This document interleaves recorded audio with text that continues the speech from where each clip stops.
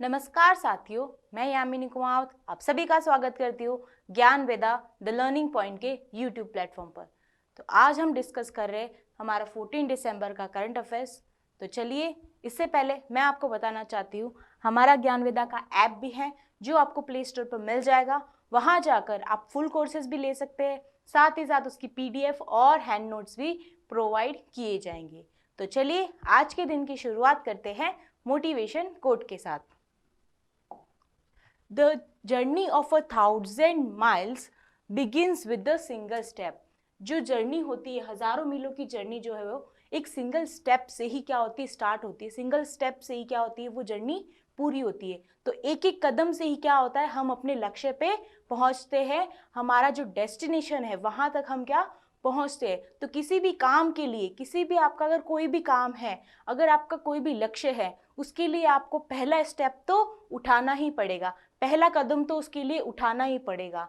तो हर एक जर्नी, हर एक चीज के लिए, आपके हर एक लक्ष्य को प्राप्त करने के लिए, हर एक काम को करने के लिए जो है पहले स्टेप से ही क्या होती है, उसकी शुरुआत होती है। कदम कदम से ही क्या होता है, जिस तरह के कहते हैं ना, बूंद बूंद से ही घड़ा भरता है, उसी तरह से कदम कदम से ही हमारी क्या होती है जर्नी, हमारा लक्ष्य क्या होता है, पूरा कंप्लीट होता है। तो चलिए इसी के साथ हम भी अपना कदम बढ़ाते हैं फर्स्ट आर्टिकल की तरफ।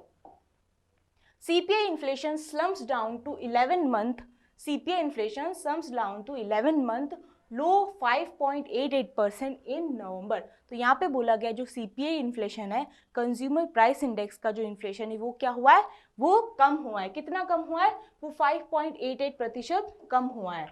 कितना, 5.88%। तो नवंबर से CPI की जो है निचले स्तर पर ये आ गई है। कितने, निचले स्तर पर आ गई। इंडिया का जो हेडलाइन रिटेल इन्फ्लेशन है, इंडिया का headline retail inflation, retail inflation मतलब कि ये कंज्यूमर के ऊपर क्या करता है, कंज्यूमर पे पर कंज्यूमर के ऊपर क्या करता है, ये क्या करता है, इन्फ्लेशन निकालने की बात करता है। तो ये जो है अभी हाल ही में कितना हो गया, कम हो गया है। कितना कम हो गया है, 5.88% हो गया। पहले कितना था, तो पहले ये था 6.77%। तो हम मानते हैं कि 1.5 ऐसा समथिंग क्या हो गया, 1.5% जो है वो क्या हुआ, डिक्रीज हुआ है। किसके अंदर डिक्रीज हुआ है, ये हुआ है इन्फ्लेशन के अंदर डिक्रीज एट 5.88%। लेटेस्ट जो है कंज्यूमर प्राइस इंडेक्स जो है कम हुआ है according to the consensus estimate. Medium term target 4% CPI inflation जो है यहाँ पे 38 मंथ्स इन रो की बात की गई। यहाँ पे टारगेट इतना रखा होगा कि 4% हमें क्या करना है, 38 मंथ तक करना है, इन्फ्लेशन को कम करना है। मतलब कि महंगाई को जो है CPI के अंदर हमें कितना करना है, तो 4% तक कम करना है। The sharp fall in inflation, जो शार्प फॉल इन्फ्लेशन के अंदर ये जो है ह्यूज रिलीफ लाएगी to the RBI huge relief लाएगी and has been on rate hiking spree since May. जिस तरह से मई तक जो है रेट जो है, इन्फ्लेशन रेट बहुत ज़्यादा हाई थी, तो उसको क्या करेगा, उसको एक तरह से राहत पहुंचाएगा। क्या करेगा, राहत पहुंचाएगा। अब हम बात करते हैं CPI की, किसकी, यहाँ पे हम बात करते हैं CPI की। ये क्या है, तो ये है कंज्यूमर प्राइस इंडेक्स। क्या है, कंज्यूमर प्राइस इंडेक्स। इसके अंदर जो है goods and services, goods and services दोनों को क्या किया जाता है, दोनों को यहाँ पे मेजर किया जाता है, दोनों को यहाँ पे कैलकुलेट किया जाता है। यहाँ पे जो है प्राइस जो है वो चेंज होती है रिटेल के ऊपर। रिटेल जो पर्सन होता है, रिटेल बायर जो होता है, उसके पर्सपेक्टिव से यहाँ पे प्राइस क्या होती है, चेंज होती है। तो रिटेल बायर के पर्सपेक्टिव से, रिटेल बायर के पर्सपेक्टिव से क्या होती है, प्राइस के अंदर जो है वो बदलाव दिखता है। प्राइस के अंदर हमें क्या दिखता है, चेंज दिखता है। तो ये जो है चेंज का साइन होता है। ये इकोनॉमी के अंदर जो है ये ट्रायंगल है, आपको दिख रहा होगा छोटा सा, इसको जो है चेंज का साइन बोलते हैं। तो यहाँ पे रिटेल के पर्सपेक्टिव में प्राइस कितनी चेंज होती है वहां बात करता है। और CPI की बात करते हैं तो ये नेशनल, CPI को कौन कैलकुलेट करता है, कौन मेजर करता है, ये मेजर किया जाता है by National Statistical Office. National Statistical Office के द्वारा जो है इसको क्या किया जाता है, इसको मेजर किया जाता है। और अगर हम यहाँ बात करते हैं किसकी, यहाँ पे अगर हम बात करते हैं तो यहाँ पे इसका जो बेस ईयर होता है, इसका बेस ईयर कितना है, किस बेस ईयर के आधारित पर, किस एक बेस ईयर को आधारित लेके हम चेंज करते हैं, तो ये 2012 के आधारित पे क्या करते हैं, हम इसका चेंज देखते हैं कि कितना हुआ था, कि कितना चेंज आया था। अगर हम यहाँ बातें किसको कैलकुलेट करते हैं, यहाँ पे बोलते हैं हम, तो यहाँ पे जो फूड एंड बेवरेजेस, यहाँ पे अगर हम बात करते हैं तो क्लॉथिंग की यहाँ बात करता है, ठीक है। यहाँ पे हम बात करते हैं तो इलेक्ट्रिसिटी की यहाँ पे बात करता है, किसकी, इलेक्ट्रिसिटी। और हम बात करते हैं यहाँ पे तो क्लॉथिंग हो गया, इलेक्ट्रिसिटी हो गया, फूड एंड बेवरेजेस हो गया, और यहाँ पे बात करते हैं तो हाउसिंग हो गया। हाउसिंग के अंदर किस तरह से लाइट को यूज, हाउस एंड लाइट्स हो गया। तो यहाँ पे इसके पर्सपेक्टिव में यहाँ पे इनको किया जाता है, कैलकुलेट यहाँ पे किया जाता है, ठीक है। तो चलिए हम आगे बढ़ते हैं हमारे नेक्स्ट क्वेश्चन पे। और अगर हम बात करते हैं यहाँ पे सीपीआई की, तो सीपीआई को और भी कैलकुलेट किया जाता है, जैसे कि इंडस्ट्रियल वर्कर है, तो इंडस्ट्रियल वर्कर के अंदर भी सीपीआई को क्या किया जाता है, कैलकुलेट किया जाता है। और अगर हम बात करते हैं सीपीआई के अंदर जो है, सीपीआई को रूरल के अंदर भी इसको क्या किया जाता है, रूरल के अंदर भी इसको जो है वो कैलकुलेट किया जाता है। और इन दोनों को जो है कौन मेजर करवाती है, ये होता है measure by the labour ministry. Labour ministry के द्वारा इनको क्या किया जाता है, इनको मेजर किया जाता है। लेबर मिनिस्ट्री के द्वारा CPI on the industrial worker and CPI on the rural के अंदर, एरिया के अंदर यहाँ पे इनको कैलकुलेट किया जाता है। तो ये हमने सीपीआई की बात की। अब हम बढ़ते हैं नेक्स्ट आर्टिकल के ऊपर। इंडिया की WPI डाटा नवंबर 2022 आया है, जिसमें इंडिया का जो होलसेल इन्फ्लेशन है वो कितना हो गया है, वो कम हुआ है, यहाँ पे जो है निचले स्तर पर आया है। तो यहाँ पे 21 मंथ के अंदर 5.8% हमें जो है कम दिखा है। तो इंडिया का जो होलसेल प्राइस इंडेक्स है, wholesale inflation measured by the wholesale price index, जो इंडिया के अंदर होलसेल की इन्फ्लेशन है वो किस तरह से निकाला जाता है, तो वो होलसेल प्राइस इंडेक्स के द्वारा हम उसको निकालते हैं, उसको कैलकुलेट करते हैं। तो यहाँ पे 5.85% हुआ है, जो कि पहले कितना था, अगर हम सितंबर की बात करते हैं तो ये कितना था, ये था 8.39% था, जो कि अब 5.88% हो गया है। ये जो है ministry of commerce and industry के द्वारा निकाली जाती है। तो WPI को कौन निकालता है, तो वो निकालता है ministry of commerce and industry. कौन, ministry of commerce and industry के द्वारा। इसमें ऑफिस ऑफ इकोनॉमिक एडवाइजर होता है। कौन सा ऑफिस होता है, इसमें होता है ऑफिस ऑफ इकोनॉमिक एडवाइजर। इसके तहत जो है हम क्या करते हैं, WPI को कैलकुलेट करते हैं। WPI की बात करते हैं तो ये remain below double digit market for the second straight month के अंदर जो है कम जो हुआ है, डबल से बांध कम हुआ है। Prior to that WPI print came above the double digit mark of 18 straight month from this. Last month wholesale price inflation जो है वो लोएस्ट था। लास्ट मंथ की बात करते हैं तो ये लोएस्ट था फरवरी 2021 में, और ये तो कितना था, 4.83% था, 4.83% था। अब आप बोल रहे होंगे इन्फ्लेशन क्या होता है। इन्फ्लेशन ये होता है कि जो जनरल प्राइस के अंदर इंक्रीज आता है, जो general price of the goods and services के अंदर जो इंक्रीज देखने को मिलता है उसको हम क्या बोलते हैं, इन्फ्लेशन बोलते हैं। क्या बोलते हैं, इन्फ्लेशन बोलते हैं। और अगर डिफ्लेशन की बात करते हैं, डिफ्लेशन वर्ड भी आपने सुना होगा, तो उसको बोलते हैं जब जनरल प्राइस ऑफ इंडेक्स में डिक्रीज आता है, जब जनरल प्राइस के अंदर डिक्रीज आता है तो हम उसको क्या बोलते हैं, डिफ्लेशन बोलते हैं। क्या बोलते हैं, डिफ्लेशन बोलते हैं। अब हम बात करते हैं यहाँ पे बात करते हैं किसकी, यहाँ पे हम बात करते हैं WPI की। किसकी, WPI।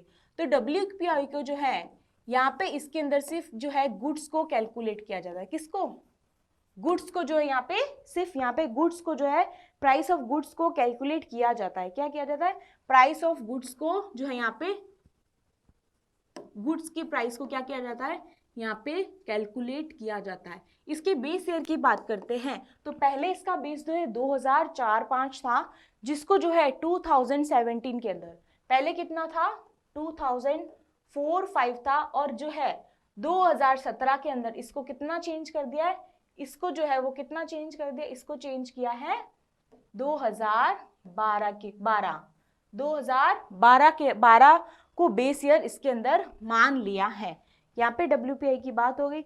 यहाँ पे 2011-12 और यहाँ पे जो है प्रोड्यूसर लेवल की यहाँ पे बात करता है कि कौन सा जो है वो प्रोडक्शन की यहाँ पे बात करता है, कितना प्रोडक्शन हुआ उसके बेसिस पे होता है। और यहाँ पे बात करते हैं तो यहाँ पे मैन्युफैक्चर के अंदर मैन्युफैक्चर जो कह सकते हैं हम, मैन्युफैक्चर जो चीज़ें होती है, गुड्स होते हैं, मैन्युफैक्चर गुड्स, उसके अंदर जो है इनका जो है कंट्रीब्यूशन क्या है, हाई है, इनका कंट्रीब्यूशन यहाँ पे हाई है। तो ये हमने क्या बात की, WPI की और CPI की। तो दोनों के अंदर यही फर्क है कि इसमें गुड्स यहाँ पे प्राइस कैलकुलेट करते हैं और उसके अंदर गुड्स एंड सर्विसेज दोनों कैलकुलेट करते हैं। ओके, यहाँ पे जो है 2011-12 का सन चलता है, वहाँ पे भी 2012 का चलता है। और अगर हम WPI की बात करते हैं तो ये ministry of commerce and industry के अंदर office of ministry of commerce and industry के अंदर ऑफिस ऑफ इकोनॉमिक एडवाइजर के द्वारा इसको फाइंड किया जाता है। और CPI के अंदर हमने देखा नेशनल स्टैटिस्टिकल ऑफिस के द्वारा इसको कैलकुलेट किया जाता है, इसको कैलकुलेट किया जाता है। यहाँ पे जो है होलसेल की बात करता है। होलसेल जो होता है, होलसेल आप मार्केट जानते होंगे, तो होलसेल मार्केट के अंदर इसको क्या किया जाता है, होलसेल मार्केट के बेस पे इसके अंदर प्राइसेस को फाइंड किया जाता है, यहाँ पे प्राइसेस को फाइंड किया जाता है। तो चलिए आगे बढ़ते हैं नेक्स्ट आर्टिकल के ऊपर।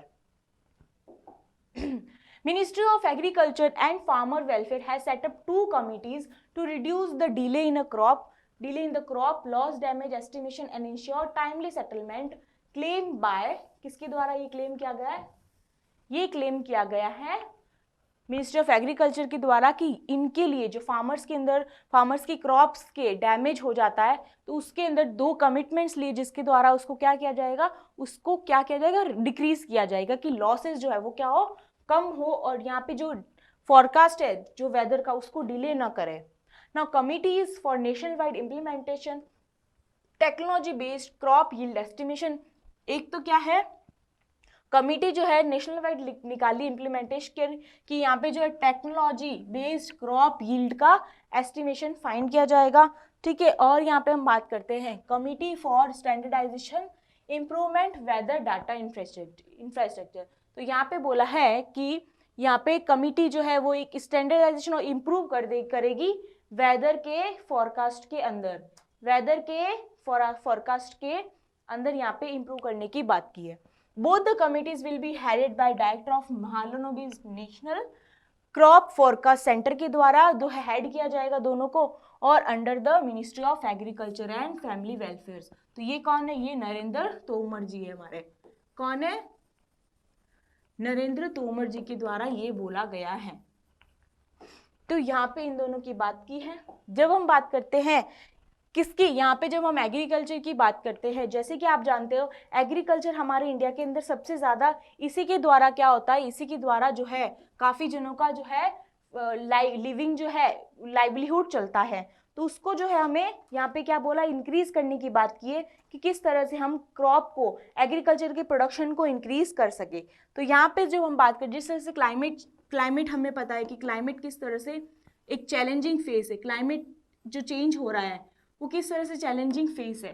तो उसके लिए हमें क्या करना है, उसके लिए हमें जो है कंसर्न करना है कि ये जो है इश्यूज किस तरह से प्रिवेंट कर सके, हम इश्यूज को किस तरह से प्रिवेंट कर सके। जैसे कि हम देख सकते हैं एक्सट्रीम वेदर होता है और उसकी वजह से क्या होता है कि हमारी क्रॉप के अंदर प्रोडक्शन और जो है वो क्या होता है, डिक्रीज हो जाता है। जैसे कि आप देख सकते हो फ्लड आ जाता है, अगर कहीं कहीं एरिया में हम देखते हैं, कहीं कहीं हम एरिया में देखते हैं फ्लड की वजह से क्या होता है, क्रॉप्स खराब हो जाती है।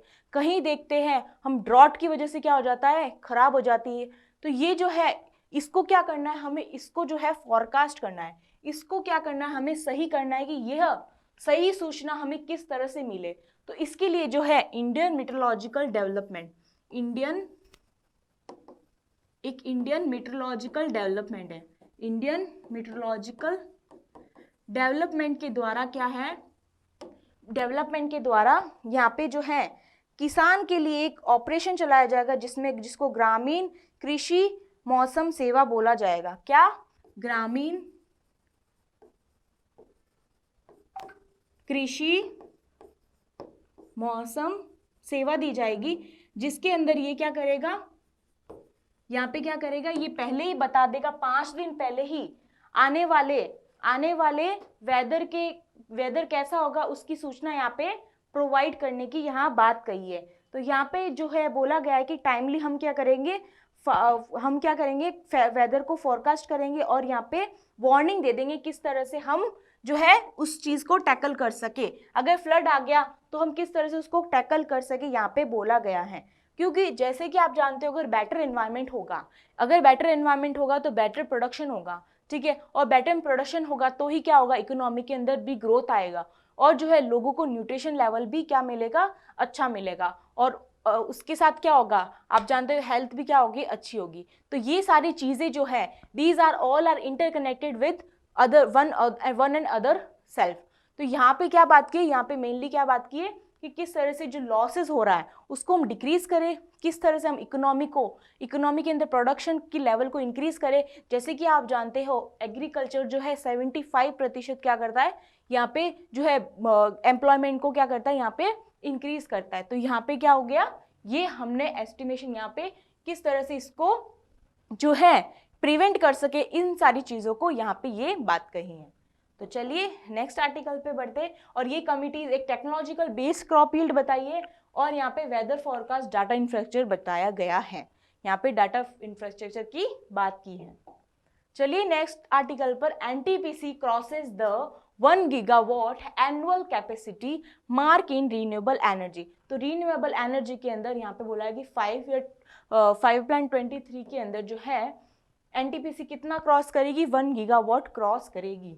1 गीगावाट यहाँ पे क्रॉस करने की बात की है। एनटीपीसी की बात करते हैं तो ये कंट्री की जो है लार्जेस्ट पावर जनरेटर करती है अक्रॉस 1 गीगावाट एनुअल कैपेसिटी, यहाँ पे रिन्यूएबल एनर्जी बनाएगी segment by adding 1074.59 million megawatt renewable energy capacity in 5 year 23 यहाँ पे बोला गया है। और एनटीपीसी जो है टोटल नॉन फॉसिल कैपेसिटी पे जो है वो काम करने की बात कही है। एनटीपीसी की बात करते हैं तो ये कब बनी थी, ये जो है एक सेंट्रल गवर्नमेंट के द्वारा ही कह सकते बनी गई है। ये 1975 में बनी थी और ये बनी थी न्यू दिल्ली के अंदर। कहाँ बनी थी, ये बनी है न्यू दिल्ली के अंदर। ये सेंट्रल पब्लिक अंडरटेकिंग के अंदर क्या आती है, ये जो है कंपनी आती है, national thermal power corporation, ministry of power के अंडर आती है। किसके अंडर आती है, under the ministry of power के अंदर बात करते हैं तो ये उनके अंदर इसकी संस्था आती है। और अगर यहाँ पे बात करते हैं, ये जो है क्या करता है, ये प्रोवाइड करता है रिलायबल पावर सप्लाई जो है वो क्या करता है, प्रोवाइड करता है, और स्टेट के अंदर भी क्या करता है, पावर को डिस्ट्रीब्यूट करने की बात करता है। तो ये हम बात करते हैं तो पावर डिस्ट्रीब्यूशन का बात करता है, क्या, पावर डिस्ट्रीब्यूशन की बात करता है।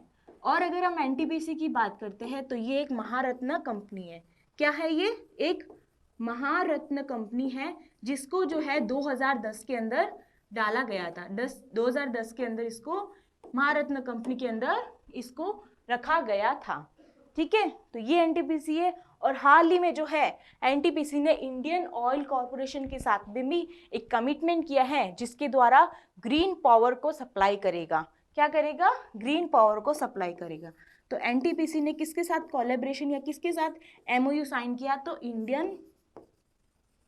इंडियन ऑयल कॉर्पोरेशन के साथ में, जिसमें जो है ये क्या करेगा, एनटीपीसी ग्रीन जो है ग्रीन एनर्जी को क्या करेगा, सप्लाई करेगा, एनजीई। तो यहाँ पे क्या करेगा, ग्रीन एनर्जी को सप्लाई करने की यहाँ पे बात की है। और यहाँ पे क्या करेगा, पावर को क्या करेगा, रिन्यूएबल एनर्जी के द्वारा पावर की एनर्जी की जो रिक्वायरमेंट है उसको क्या करेगा, मीट करेगा। यहाँ पे ये कैपेसिटी को बिल्ड करने की बात कही है। तो ये हमने एनटीपीसी की बात कर दी। ये 1975 में बना था, न्यू दिल्ली के अंदर बना था। महारत्न कंपनी 2010 के अंदर इसको ऐड किया गया था। और ये पावर डिस्ट्रीब्यूशन करता है स्टेट के अंदर, ठीक है, स्टेट के अंदर पावर डिस्ट्रीब्यूशन करने की भी यहाँ पे बात करता है। तो चलिए नेक्स्ट आर्टिकल पे बढ़ते हैं। Unique Identification Authority of India, ये क्या है, unique identification development authority of India tops grievances reduction interaction in the 4th month इन अ रो। तो यहाँ पे जो है लगातार चौथे महीने के नवंबर से शिकायत निवारण सूचना में शीर्ष रहा है। ग्रीवेंशियल रिड्रेसल मतलब यहाँ पे कोई भी अपनी जो है यहाँ पे कोई भी अपनी शिकायत जो है दर्ज कर सकता है, या फिर किसी भी रिलेटेड जो है अगर कोई पूछताछ करना है या फिर इनको कोई समस्या आ रही है तो यहाँ पे निवारण करने के अंदर ये जो है जल्दी से निवारण करता है। तो ये उसके अंदर कि कौन जो है शिकायत को सबसे ज्यादा ये क्या कह सकते हैं हम, निवारण करता है।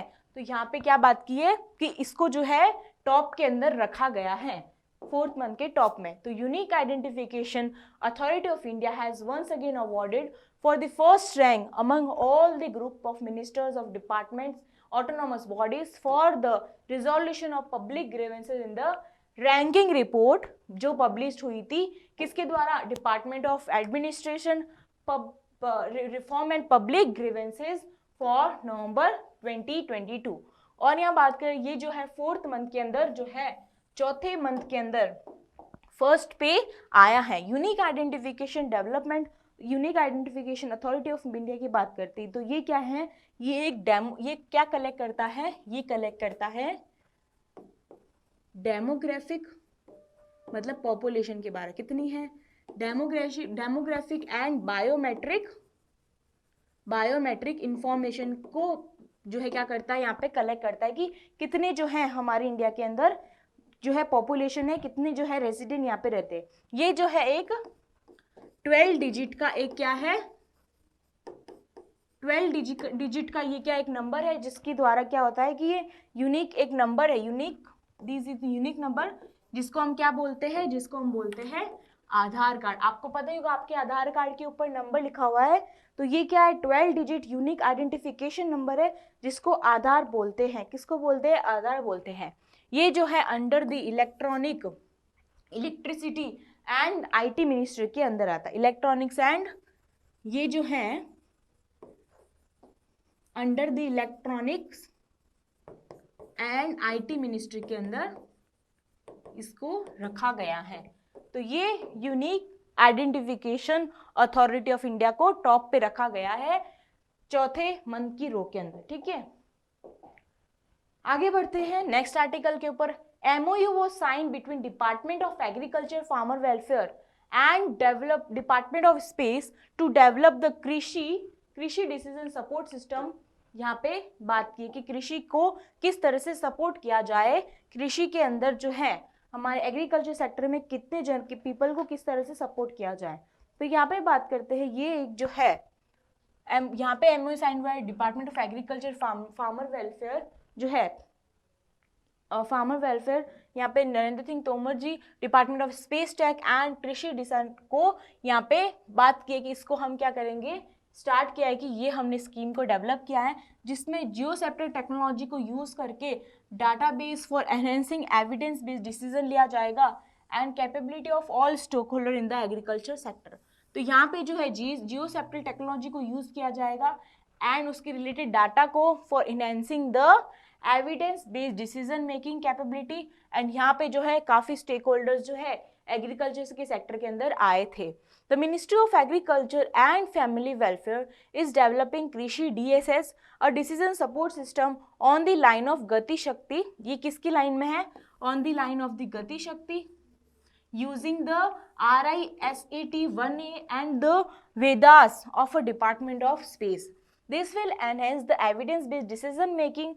This will enhance the evidence-based decision-making capability of all the stakeholders in the agriculture sector by integration with the MOSDAQ and the Bhuvan Geo platform of ISRO and system of the Indian Center for Agriculture and the Research। तो यहाँ पे जो है क्या बात करता है, किस तरह से जो है एग्रीकल्चर के सेक्टर को हम क्या करें, स्ट्रेंथन करें, किस तरह से एग्रीकल्चर के सेक्टर को स्ट्रेंथन करे, किस तरह से जो है ये क्या करे, ये जो है प्रोडक्शन और प्रोडक्टिविटी के अंदर रीच करे, किस तरह से फार्मर की यहाँ पे किस तरह से फार्मर के एग्रीकल्चर के अंदर प्रोडक्शन, किस तरह से प्रोडक्शन और प्रोडक्टिविटी में इंक्रीज करे, ये बात करता है यहाँ पे। और यहाँ पे स्ट्रेंथन करता है एग्रीकल्चर सेक्टर को। और यहाँ पे किस तरह से जो है क्वालिटी ऑफ प्रोडक्शन जो है क्या हो, क्वालिटी ऑफ प्रोडक्शन हो, हमारे यहाँ पे क्वालिटी ऑफ प्रोडक्शन हो, जिसके द्वारा हम क्या करें, सबसे ज्यादा जो है एक्सपोर्ट की अपॉर्चुनिटी क्रिएट कर सके। एक्सपोर्ट की अपॉर्चुनिटी को क्या कर सके, हम एक्सपोर्ट की अपॉर्चुनिटी को यहाँ पे इंक्रीज कर सके, यहाँ पे ये बात करता है। और ये सब अगर हो गई तो हमारी कंट्री की इकोनॉमी क्या हो जाएगी, कंट्री की इकोनॉमी स्पीड अप हो जाएगी। कंट्री की इकोनॉमी क्या हो जाएगी, कंट्री की इकोनॉमी जो है स्पीड अप आने की बात कर लेगा। तो यहाँ पे जो है एग्रीकल्चर सेक्टर की हमने बात की, जिसके अंदर जो है काफी सारे पोर्टल्स भी लॉन्च किए, जैसे कि गति शक्ति के लाइन में होगा। हम अगर बात कर सके, ये सेल्फ एफिशिएंसी आत्मनिर्भर के द्वारा भी बात करता है, और सबसे ज्यादा यहाँ पे एक्सपोर्ट सेंटर भी यहाँ पे इंडिया बन जाएगा। तो ये हमने यहाँ पे एग्रीकल्चर और फार्मर वेलफेयर की डिपार्टमेंट की हमने बात की है। तो चलिए नेक्स्ट आर्टिकल पे बढ़ते हैं हम। पीएम टू पार्टिसिपेट, पीएम ने जो है पार्टिसिपेट किया इनॉग्रल फंक्शन ऑफ प्रमुख स्वामी महाराज शताब्दी महोत्सव इन अहमदाबाद ऑन 14 दिसंबर। तो 14 दिसंबर के अंदर जो है, 14 दिसंबर को पीएम के द्वारा जो है प्रमुख स्वामी महाराज की जो एक जो है वो क्या बनाएगा, एक महोत्सव बनाएगा। कौन सा, प्रमुख स्वामी महाराज शताब्दी महोत्सव, जिसके अंदर इन्होंने पार्ट ली, इन्होंने क्या किया है, इनॉग्रेशन किया है। तो ये जो है हमारे स्वामी महाराज, ये प्रमुख स्वामी महाराज है, वो क्या करते हैं, ये as a guide and as a guru है, जो बहुत सारी काउंटलेस लाइव्स जो है इंडिया के अंदर, और हम कह सकते हैं वर्ल्ड के अंदर क्या करता है, इनकी जो है यहाँ पे ये लोग जो है इनसे क्या है, they were the connected with the Pramukh Swami Maharaj. He was widely respected, ये बहुत ज़्यादा रिस्पेक्टेड और admired as a great spiritual leader है। And his life was dedicated to the service of spirituality, किस तरह से spirituality, humanity, and as the leader of BAPS, ये BAPS के लीडर होने के कारण इनकी जो है स्वामीनारायण संस्था के अंदर क्या थे, वो एज ए लीडर यहाँ पे काम करते थे। एंड यहाँ पे जो है ये बहुत सारे लोग को कल्चर के अंदर, सोशल के अंदर, स्पिरिचुअल के अंदर क्या करता है, यहाँ पे they were inspired the countless of people in this, हम कैसे कल्चर और स्पिरिचुअल के अंदर कनेक्टेड करने की बात करता है। प्रमुख स्वामी महाराज शताब्दी की बात करते हैं तो ये जो है BAPS की बात करते हैं, किसकी, BAPS की बात करते हैं। तो ये 1907 में इनके द्वारा ही क्या गया था, इनके द्वारा बना गया था, जिसका एम था कि किस तरह से यूनिटी, फेथ और सेल्फ सर्विस को हम क्या करें, स्प्रेड कर सके। किस तरह से यूनिटी, एकता, यूनिटी की बात करता है, सेल्फलेस सर्विस मतलब कि बिना स्वार्थ के सर्विसेज को प्रोवाइड करने की बात करता है, कि हमें जो है ये जो है काम करने चाहिए। और बात करते हैं तो जो है फेथ की बात करता है। तो यहाँ पे ये यूनिटी, सेल्फलेस सर्विस, फेथ की यहाँ बात करता है। ये जो है base teaching of the Vedas की टीचिंग पे बेस करता है। और यहाँ पे क्या है, ये किसकी टीचिंग के ऊपर है, तो टीचिंग ऑफ वेदास के ऊपर बेस्ड है। और यहाँ पे जो है ये प्रैक्टिकली क्या करता है, प्रैक्टिकली स्पिरिचुअलिटी से हमें क्या करता है, कनेक्ट करवाने की यहाँ पे बात करता है। यहाँ पे हमें क्या करता है कि एड्रेस करवाता है किस तरह से हम स्पिरिचुअली, सोशली और मॉरली जो है वो कनेक्ट हो सकते हैं। तो ये हमने पीएम की, ये 1907 की हमने बात की थी। और अगर हिस्ट्री की 1907 की बात करते हैं तो 1907 के अंदर क्या हुआ था, 1907 के अंदर सूरत स्प्लिट हुआ था। क्या हुआ था, सूरत स्प्लिट हुआ था। इसके अंदर क्या हुआ था, एक्सट्रीमिस्ट और एक मॉडरेट पीपल्स हुआ करते थे। कौन होते थे, एक्सट्रीमिस्ट हुआ करते थे जो गर्मवादी हुआ करते थे, और मॉडरेट पीपल्स हुआ करते थे वो नरमवादी हुआ करते थे। कौन, एक्सट्रीमिस्ट तो गर्मवादी, और मॉडरेट पीपल कौन हुआ करते थे, नरमवादी। इन दोनों के बीच में जो है INC, इंडियन नेशनल कांग्रेस की प्रेसिडेंट बनने के बीच में टसल हो गया था। दोनों के बीच में जो है विवाद हो गया था कि कौन जो है प्रेसिडेंट बनेगा INC का और कौन नहीं बनेगा। तो इसके कारण जो है यहाँ पे सूरत के अंदर जो है इनकी मीटिंग के बीच में क्या हुआ था, इन दोनों की जो है लड़ाई हो गई थी। तो 1907 में क्या हुआ था, सूरत स्प्लिट हुआ था। क्या हुआ था, सूरत स्प्लिट हुआ था। और अगर मैं इसी तरह से अगर आपको रिलीजियस मूवमेंट की बात करती हूँ तो मैं यहाँ पे 2-3 मूवमेंट्स देना चाहती हूँ आपको। एक हम बात करते हैं तो ब्रह्मो समाज, ब्रह्मो समाज किसके द्वारा बनाया गया था, तो तो ब्रह्मा समाज बनाया गया था राजा राम मोहन रॉय के द्वारा। किसके द्वारा? राजा राम मोहन के रॉय के द्वारा 1828 के अंदर स्टैब्लिश किया गया था। ठीक है, और हम बात करते हैं किसकी, यहाँ पे हम बात करते हैं किसकी, सेकेंड हम बात करते हैं तत्वबोधिनी समाज। कौन सा?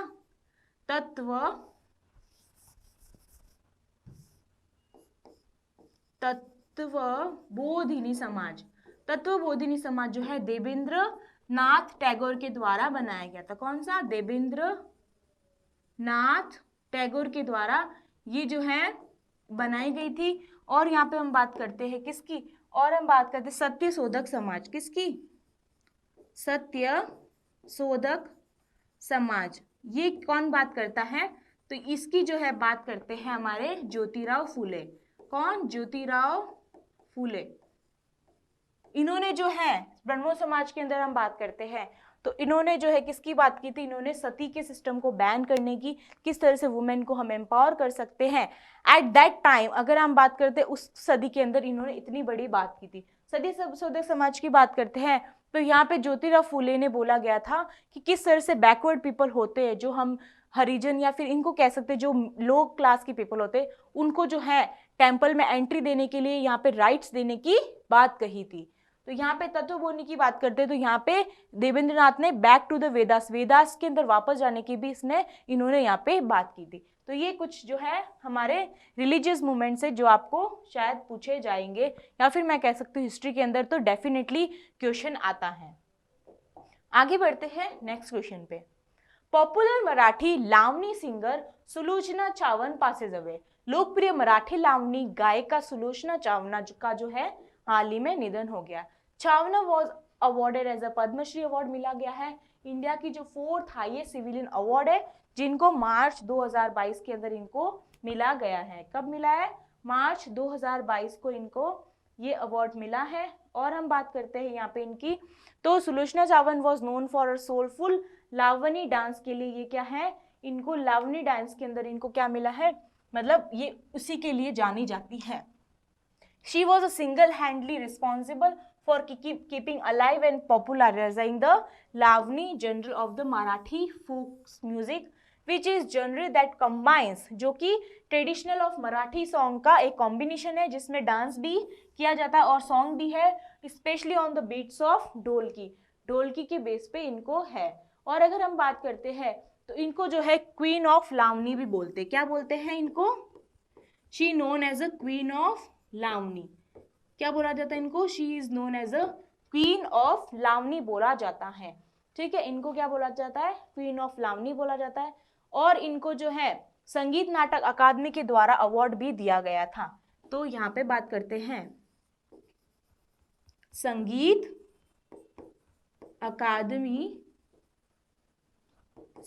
अकादमी नाटक अवार्ड जो है इनको जो है 2012 के अंदर यहाँ पे इनको ये भी मिला गया, संगीत अकादमी नाटक अवार्ड मिला गया है। और अगर बात करते हैं इनको लता मंगेशकर अवार्ड भी जो है यहाँ पे मिला गया है। कौन सा? इनको जो है लता मंगेशकर, इनको लता मंगेशकर अवार्ड भी क्या दिया गया है? लता मंगेशकर अवार्ड भी इनको दिया गया है 2010 के अंदर। ठीक है, ये हमने बात की किनकी? ये हमने सुलोचना चावन की बात की। जब हम बात करते हैं महाराष्ट्र की, किसकी? जब हम बात करते हैं महाराष्ट्र की तो ये जो है ये भी क्या है? कोस्टल कंट्री के अंदर इनका नाम आता है। ठीक है, यहाँ हम बात करते हैं ये क्या है? यहाँ पे है महाराष्ट्र। यहाँ पे क्या है? महाराष्ट्र, जो कि कोस्टल लाइन जो है यहाँ पे कनेक्ट करता है। यहाँ हम बात करते हैं तो यहाँ पे क्या है? गुजरात है। यहाँ पे क्या है? यहाँ पे एमपी है। और यहाँ बात करते हैं तो यहाँ पे क्या? कर्नाटका। और हमारा महाराष्ट्र यहाँ पे है। अब हम जब महाराष्ट्र की बात करते हैं तो यहाँ पे हम नेशनल पार्क्स की बात करते हैं। किसकी? हम जो यहाँ पे नेशनल पार्क्स की बात करते हैं। तो मैं आपको एक ट्रिक बताऊंगी जिससे आपको यहाँ के नेशनल पार्क्स याद हो जाएंगे। तो यहाँ पे ट्रिक देखो, मैं आपको बताती हूँ। यहाँ पे संजय गांधी जो है, संजय गांधी ने चंदौली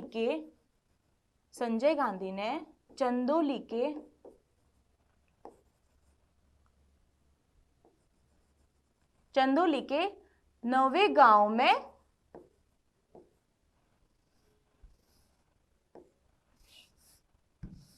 चंदौली के नवे गांव में गमला तोड़ा। क्या करा? गमला तोड़ा। याद हो? तो संजय गांधी ने चंदौली के नवे गांव में गमला तोड़ा। संजय गांधी ने चंदौली के नवे गांव में गमला तोड़ा। संजय तो संजय गांधी नेशनल पार्क हो गया। कौन सा? Sanjay Gandhi national park. चंदौली की बात करते तो चंदौली नेशनल पार्क। नवे गांव की बात करते तो नवे गांव नेशनल पार्क। कौन सा? नवे गांव नेशनल पार्क। अब गमले की बात करते हैं तो यहाँ पे कौन सा है? गोगुमला नेशनल पार्क। कौन सा है?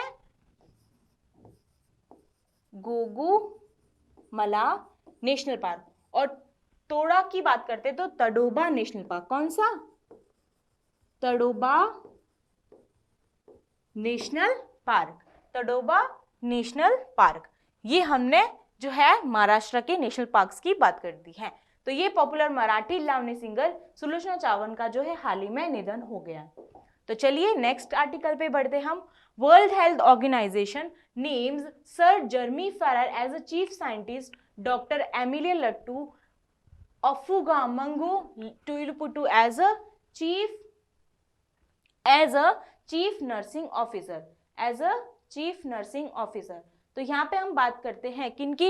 इनसे पहले जो है वर्ल्ड हेल्थ ऑर्गेनाइजेशन की यहाँ पे बात करते हैं तो इनसे पहले जो है सौम्य स्वामीनाथन थे। कौन थे इनसे पहले? सौम्य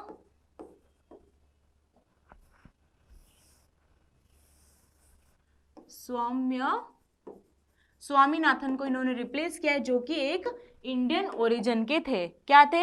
इन्होंने किसको रिप्लेस किया है? स्वामीनाथन को रिप्लेस किया है। And he is the currently director of the Wellcome Trust. Doctor Ferrer will join WHO in the second quarter of 2023। तो सेकेंड क्वार्टर ऑफ 2023 के ये क्या करेंगे? यहाँ पे ये क्या करेंगे? यहाँ पे इसको ज्वाइन करेंगे। पहले जो है किसके डायरेक्टर थे? तो ये वेलकॉम ट्रस्ट के यहाँ पे क्या थे? ये डायरेक्टर थे। अब हम WHO की बात करते हैं। किसकी? WHO की बात करते हैं टेड्रोस एडनम। टेड्रोस एडनम जो है यहाँ के क्या है? डायरेक्टर है। क्या है? कौन है? टेड्रोस एडनम जो है यहाँ के क्या है? डायरेक्टर है।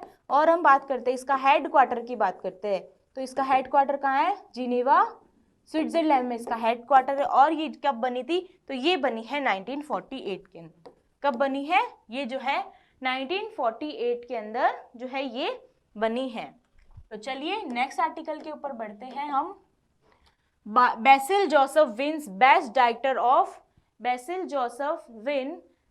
Director of what?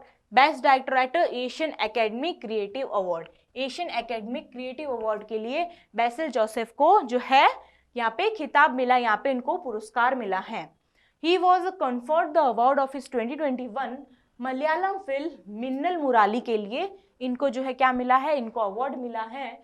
Milan starring Tovino Thomas in the tutor role. This Asian academy creative awards वो recognise the best content from 16 country के अंदर सबसे बेस्ट जो है यहाँ पे इनके कंटेंट को यहाँ पे माना गया है, जिसके अंदर इनको अवार्ड मिला है। And that are part of the Asia Pacific region. This year's event was held at the Chijmes hall in Singapore. तो चिजमेस हॉल सिंगापुर के अंदर है।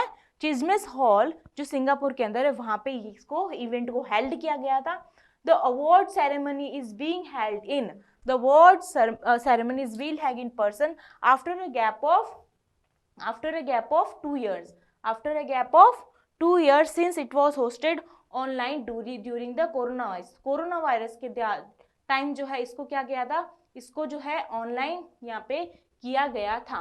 ऑनलाइन यहाँ पे किया गया था। अगर हम यहाँ बात करते हैं किसकी? बेसिल जोसेफ की, तो मिनाली मुरल की यहाँ पे हमने बात की। एशियन एकेडमी क्रिएटिव अवार्ड्स की बात करते हैं तो ये जो है एनुअल इवेंट इसका होता है। इसका हमेशा एनुअल इवेंट होता है और इसको जो है 2018 से मनाया जा रहा है। इसको 2018 से इसको सेलिब्रेट किया जाता है इस इवेंट को। तो हर साल मनाया जाता है। The World Meteorological Organization has publish its first state global water resource report. World Meteorology Organization ने जो है अपनी फर्स्ट जो है स्टेट ऑफ ग्लोबल रिपोर्ट को जो है निकाला है, जिसके अंदर जो है ऑर्डर टू अफेस the effect of climate, environment and social changes earth के ऊपर आए हैं, उसको क्या करने की, क्योर या फिर उसको प्रिवेंट करने की यहाँ पे बात करता है। और यहाँ पे इस रिपोर्ट को यहाँ पे इफेक्ट बताएगी किस तरह से इफेक्ट पड़ रहा है। The aim of this annual stock, the aim of this annual stocktake is to support monitoring and management of global fresh water resources in era of growing demand and limited supply. जिस तरह से आप जानते हैं इस resources limit है, उस तरह से जिस तरह से पॉपुलेशन बढ़ रही है, तो उस तरह से क्या हो रहा है, डिमांड जो है रिसोर्सेज की काफी क्या हो रही है, ग्रो हो रही है, क्योंकि जो है पीपल्स का क्या हो रहा है, लिविंग स्टैंडर्ड्स बढ़ रहा है, तो उसकी वजह से जो है काफी चीजों में चेंज आ रहा है। और उस चेंज की वजह से क्या हो रहा है, उस चेंज की वजह से we have effect on the environment, we have effect on the climate, तो उसकी वजह से काफी जो है चीजों को भुगतना पड़ रहा है। जिस तरह से हम बात करते हैं तो ओवरव्यू हमने देखा द रिवर फ्लो, जिस तरह से river flow as well as major floods and droughts, हम बात करते हैं रिवर, इसमें रिपोर्ट में बताया गया है कि रिवर का फ्लो, यहाँ पे ये बोला गया है जिस तरह से क्लाइमेट चेंज हो रहा है, क्लाइमेट चेंज हो तो ग्लोबल वार्मिंग जिस तरह से बढ़ रही है, उसकी वजह से क्या हो रहा है, उसकी वजह से हमारे नॉर्थ और साउथ पोल की बात करते हैं तो वहां पे जो है ग्लेशियर्स क्या हो रहे, पिघल रहे, और उसकी वजह से जो है पानी के अंदर जो सी का जो लेवल है, ओशन का जो लेवल है, वो क्या हो रहा है, इंक्रीज होता जा रहा है, और उसकी वजह से रिवर की फ्लो में क्या हो रहा है, इंक्रीज होगा, और उसकी वजह से क्या होगा, कहीं पर हम देखेंगे तो कहीं पे फ्लड आएगा, और कहीं देखेंगे तो डेफिशिएंसी ऑफ द वाटर की वजह से क्या होगा, वहां पे ड्रॉट आने की कंडीशन हो जाएगी। तो ये इस रिपोर्ट में इन्होंने बात की है। It provides insight into the hotspot for changes in freshwater storage and highlights the crucial role and vulnerability of cryptosphere snow and ice की, जैसे मैंने आपको बात की कि किस तरह से यहाँ पे इनकी जो है इफेक्टिविटी यहाँ पे आएगी। 3.6 बिलियन पीपल यहाँ पे इनएडिक्वेट एक्सेस ऑफ वाटर की वजह से फेस कर रहे। 3.6 पीपल को तो जो है एडिक्वेट अच्छे जो है वाटर भी नहीं मिल रहा है, ड्रिंकिंग वाटर, तो उनको फेस कर रहा है, और at least month per year and this is expected, और ये बोला जा रहा है कि ये 5 बिलियन पीपल जो है 2050 तक इंक्रीज हो जाएगा कि जिनको adequate drinking water, adequate water supply नहीं मिलेगा। And between 2001 and 2018 United nation report ने ये बोला है कि 70% जो है नेचुरल डिजास्टर जो है वाटर की रिलेटेड ही आएंगे। ठीक है, तो हम देखते हैं कि वाटर से रिलेटेड काफ़ी सारी बीमारियां भी होती है, जैसे हम बात करते हैं तो मलेरिया हो गया, हम बात करते हैं काफ़ी सारे वायरसेस, काफ़ी सारे बैक्टीरिया, काफ़ी सारे इन्फेक्शियस डिजीज क्या होते हैं, वाटर के द्वारा होती है। तो वाटर के द्वारा ना केवल जो है हमारा क्या होगा, हमारी लाइफ जाएगी, बट यहाँ से डिजीज भी क्या होगी, काफ़ी जो है यहाँ पे स्टार्ट हो जाएगी, काफ़ी आना स्टार्ट हो जाएगी। और अगर वाटर अच्छा नहीं होगा तो क्या होगा, एग्रीकल्चर के अंदर, सारी चीज़ों के अंदर जो है प्रोडक्शन लेवल और क्या हो जाएगा, डिक्रीज हो जाएगा। और अगर वाटर फ्लो अच्छा नहीं होगा तो फिशिंग जो हमारा मराइन सिस्टम है, मराइन वाटर रिसोर्सेज है, उसमें भी क्या होगी, प्रोडक्टिविटी, उसके अंदर भी जो उसकी क्वांटिटी जो है फर्टिलिटी की, वो क्या हो जाएगी, डिक्रीज हो जाएगी। तो this is the major concern and we have to focus more on the climate की, किस तरह से एनवायरमेंट को सुरक्षित कर सकते हैं। द वर्ल्ड मेट्रोलॉजिकल ऑर्गेनाइजेशन जो है ये क्या है, ये यूनाइटेड नेशन सिस्टम की क्या है, एक स्पेशल कह सकते हैं ऑर्गेनाइजेशन है जो कि वेदर, क्लाइमेट और वाटर की बात करता है, वेदर, क्लाइमेट, वाटर की बात करता है। अब बढ़ते आगे, Indian embassy Nepal government sign MOU for the project in what, MOU for project in education, health care और ड्रिंकिंग वाटर। तो यहाँ पे 3 सेक्टर्स के अंदर क्या कर रही है, नेपाल गवर्नमेंट हमारे इंडियन एम्बेसी के साथ में हाथ मिलाने की बात कर दी है। और ये यहाँ पे जो है तीन ही इम्पैक्ट प्रोजेक्ट है। कौन से डेवलपमेंट प्रोजेक्ट, जो 3 हाई डेवलपमेंट प्रोजेक्ट है वो कौन से हैं, ये है एजुकेशन, हेल्थ के अंदर, और हम बात करते हैं ड्रिंकिंग वाटर की, यहाँ पे हम बात करते हैं। तो इंडिया और नेपाल हम जैसे जानते हैं काफ़ी जो है, काफ़ी चीज़ों में क्या करता है, ये शेयर करता है एक दूसरे को, क्या करता है, ये शेयर करता है काफ़ी चीज़ों के अंदर और बाउंड्री के अंदर। तो जब हम बात करते हैं यहाँ पे किसकी, नेपाल की, तो नेपाल से हम बात करते हैं तो यहाँ पे उत्तराखंड कनेक्ट करता है नेपाल से, यहाँ पे बात करते हैं यूपी कनेक्ट होता है, यहाँ पे बात करते हैं बिहार कनेक्ट होता है, और यहाँ पे क्या है, सिक्किम कनेक्ट होता है। कौन होता है, सिक्किम भी कनेक्ट होता है। अब हम बात करते हैं यहाँ पे किसकी, यहाँ पे हम बात करते हैं नेपाल की, तो नेपाल के अंदर सिक्किम और नेपाल के अंदर एक नाथुला नाम का पास बना हुआ है। कौन सा? नाथुला नाम का एक पास है जो यहाँ पे सिक्किम और इधर बना हुआ है। कहाँ बना हुआ है? सिक्किम और इधर। और हम किसकी बात करते हैं यहाँ पे? हम बात करते हैं कि नेपाल के अंदर सबसे जो है चोटी कौन सी है? माउंट एवरेस्ट की चोटी है। कौन सी है? माउंट एवरेस्ट की हम चोटी देखते हैं, जो किसके बीच में है? जो नेपाल के अंदर सबसे जो है बड़ी चोटी है। और इंडिया जो है नेपाल के अंदर काफी चीजों के अंदर क्या करता है? कनेक्टिविटी बढ़ाता है। जिस तरह से हम देख सकते हैं यहाँ पे डिफेंस हो गया, और हम बात कर सकते हैं यहाँ पे एग्रीकल्चर की सेक्टर में काफी सारे अंदर जो है क्या करता है? अपने एफर्ट्स लगाता है ताकि जो है रिलेशंस क्या हो? अच्छे हो सके। नेपाल की राजधानी कौन सी है? तो नेपाल की कैपिटल है काठमांडू। कौन सी है? काठमांडू। यहाँ पे नेपाल की क्या है? नेपाल की कैपिटल है काठमांडू। ठीक है, चलिए आगे बढ़ते हैं नेक्स्ट आर्टिकल पे।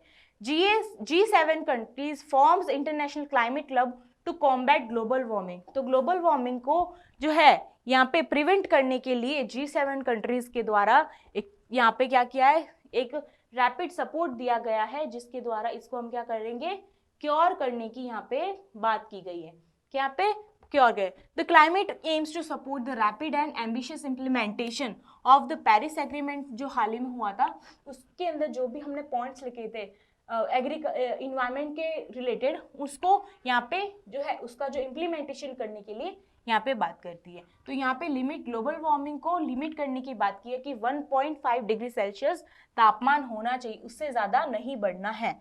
Germany will hold the G7 presidency until the end of the year before handing over to Japan. Japan को हैंड ओवर करने से पहले जर्मनी क्या करेंगे? इसको होल्ड करेगी। The club will work to accelerate industrial transition to clean energy.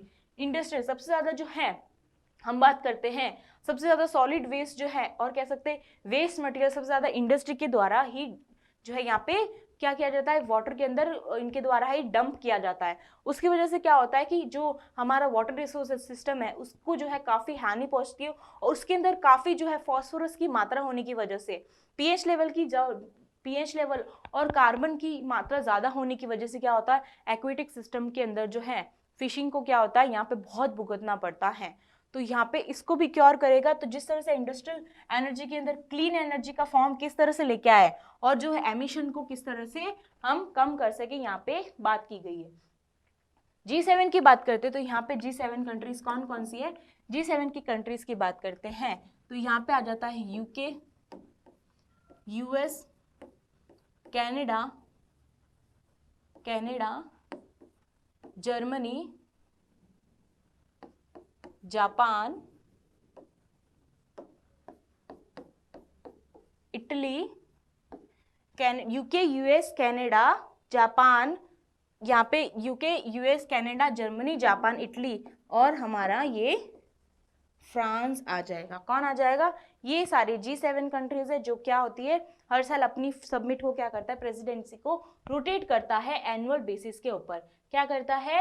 Annual basis पर rotate करता है। यहाँ पे रिन्यूएबल एनर्जी की यहाँ पे क्या करता है? मेनली बात करता है, और किस तरह से जो है रिडक्शन करे एमिशन को, यहाँ पे ये भी बात करता है।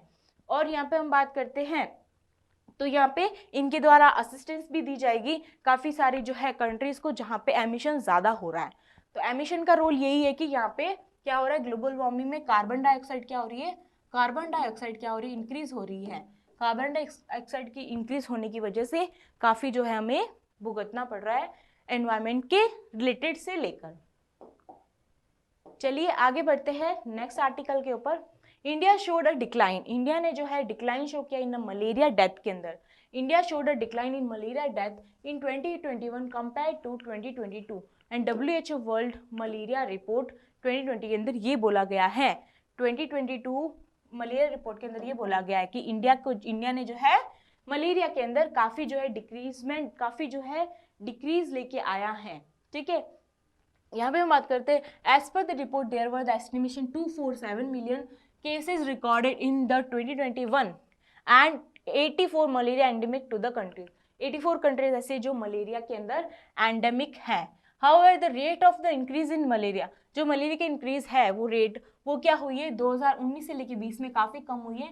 And spike in the rate was associated with the sudden disruption of health service delivery brought down by the pandemic. तो यहाँ पे बोला गया है कि जो स्पाइक थी किसकी, सडन डिसरप्शन कम होने की, यही था कि जिस तरह से पैंडेमिक था, तो जिस तरह से पैंडेमिक आया है, यहाँ पे बात करते हैं जिस तरह से महामारी द्वारा लगाए गए स्वास्थ्य सेवा वितरण में अचानक अवसर से जुड़ी थी। रिपोर्ट में कहा गया कि मामले की घटनाएं 21 और 22 काफी हद तक समान रही है, और यहाँ पे जो है इसमें वृद्धि की दर में क्या हुआ है, वृद्धि महामारी द्वारा लगाए गए हैं। यहाँ पे जो है बोला गया है कि कोरोना के टाइम में हमने जो मलेरिया का जो है डिजीज जो है वो क्या देखा है, वो कम देखा है। India is among the 5HBHI, India is among the 5HBI nation to showcase decline in death. तो यहाँ पे हाई बर्डन हाई इम्पैक्ट क्या है, ये इंडिया जो है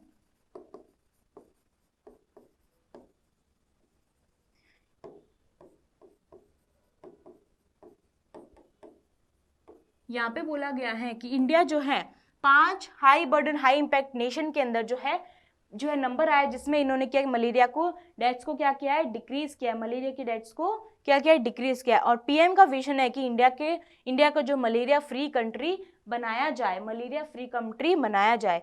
अगर हम बात करते हैं मलेरिया डे कब मनाया जाता है, वर्ल्ड मलेरिया डे मनाया जाता है 24 अप्रैल को। कब मनाया जाता है, 24 अप्रैल को हम जो है मलेरिया डे मनाते हैं। अब जब हम बात करते हैं किसकी, मलेरिया की, तो ये मलेरिया क्या है, ये जो है प्लाज्मोडियम पैरासाइट की वजह से इलनेस होती है। किसकी वजह से, प्लाज्मोडियम पैरासाइट की वजह से होती है। इसमें जो है एंटी कह सकते जो मॉस्किटोज होते हैं, एंटी फीमेल एनोफिलिस मॉस्किटोज होते हैं, उसकी द्वारा क्या होता है हमारे जो है बाइट करता है, और उसकी वजह से जो है क्या होता है पी फ्लैसीफरम और पी विविक्स की जो है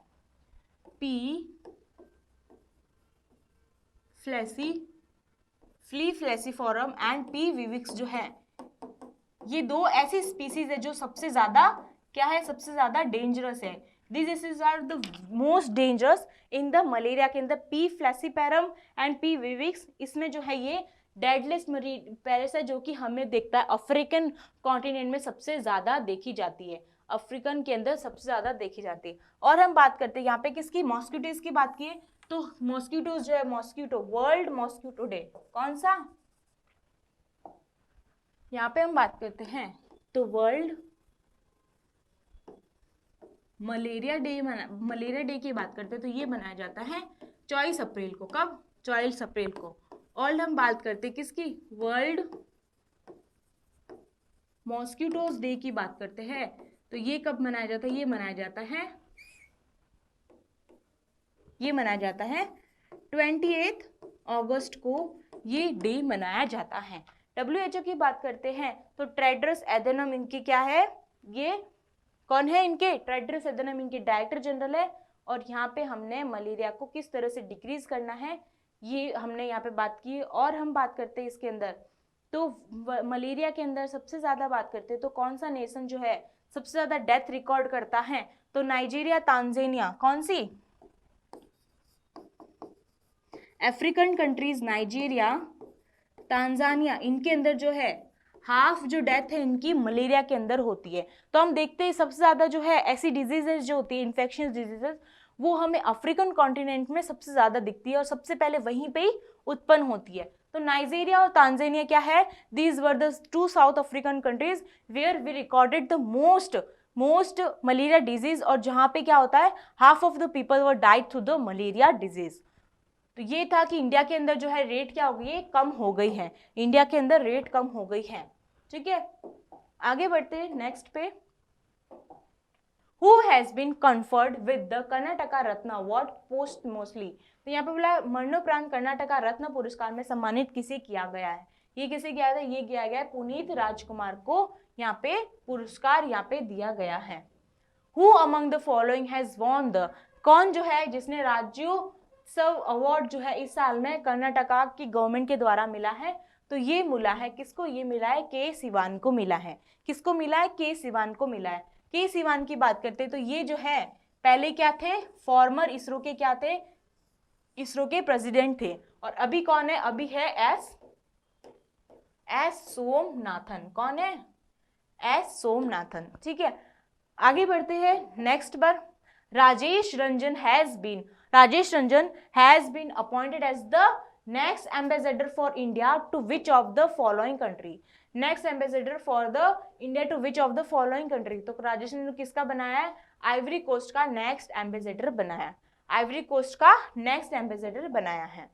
which country has launch demining training to project in Ukraine. तो किस देश ने यूक्रेन में खनन प्रशिक्षण परियोजना शुरू करने के लिए किस कंट्री ने जो है लॉन्च किया? ये यूनाइटेड स्टेट के द्वारा प्रोजेक्ट लॉन्च किया है जिसमें यूक्रेन के अंदर खनन प्रशिक्षण करेगा।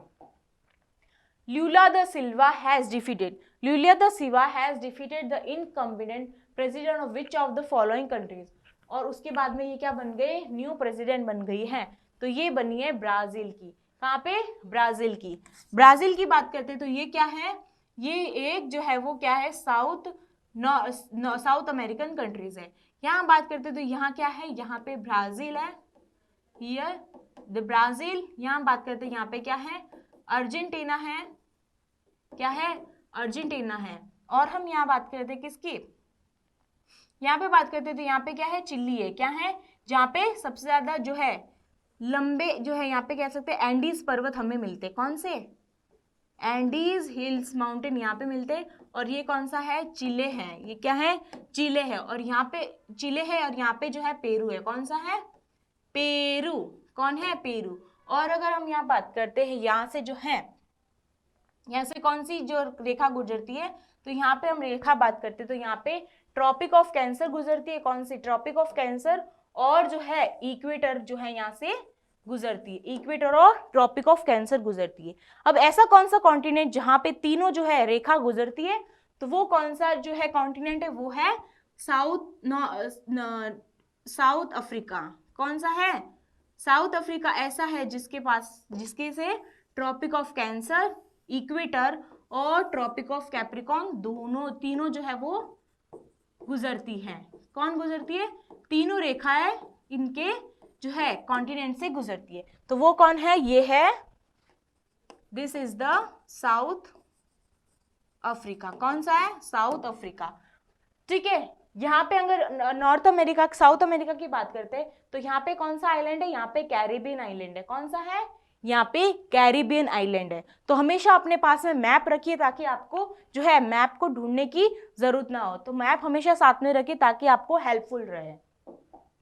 Which state has announced child friendly police station? Child friendly police station किसके द्वारा स्थापित किया? ये ओडिशा गवर्नमेंट के द्वारा बनाया गया है जिसके अंदर चाइल्ड फ्रेंडली जो है यहाँ पे बच्चों को जो है पुलिस स्टेशन के साथ में जो है फ्रेंडली रिलेशन बनाने के लिए ये चलाया गया है। Which country has launched the lab module named Mengtian for its space station? तो किस देश ने अपने अंतरिक्ष स्टेशन के लिए मैग्नेटियन जो है नामक लैब लॉन्च किया है? तो ये किया है चाइना के द्वारा जो है ये किया गया है launch. According to report release by the United Nation high commissioner rights in October 2022, which country hosted the largest refugee population? सबसे ज्यादा रेफ्यूजी पॉपुलेशन जो है कौन जो है शरणार्थी अभिधि को मेजबानी कर रहा है? ये कर रहा है टर्की के अंदर सबसे ज्यादा रेफ्यूजी जो है पॉपुलेशन हमें नजर आई है। ये भी क्या? यूनाइटेड नेशन की एक संस्था है। ठीक है।